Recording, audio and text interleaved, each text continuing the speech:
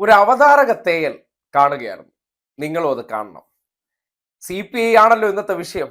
CPI ഇതാ മന്ത്രിമാരെ പിൻവലിക്കാൻ പോകുന്നു. CPI ഇതാ ഇടതുപക്ഷം വിടാൻ പോകുന്നു.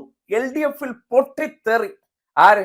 സ്മൃതി പരുത്തിക്കാട് അങ്ങ് പൊട്ടിത്തെറിച്ചു രാവിലെ. PMശ്രീയിൽ LDF-ൽ പൊട്ടിത്തെറി. മന്ത്രിസഭായോഗത്തിൽ നിന്നും വിട്ടുനിൽക്കാൻ CPI രാവിലെ 11 മണിക്കുള്ള പൊട്ടിത്തെറിയാണ്.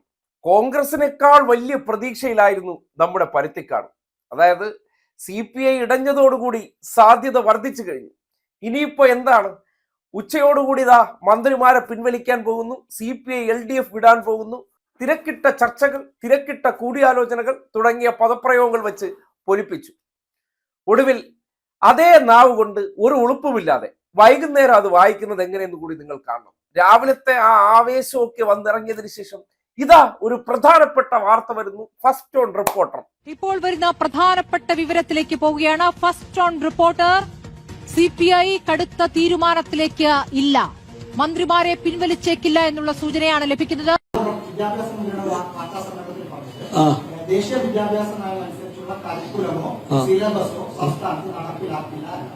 അങ്ങനെയാണെങ്കിൽ അതിന് വളരെ പോസിറ്റീവായ സ്റ്റെപ്പാണ്. അല്ല, മന്ത്രി പറഞ്ഞ ഈ വാചകം ഞാനും കേട്ടതാണ്.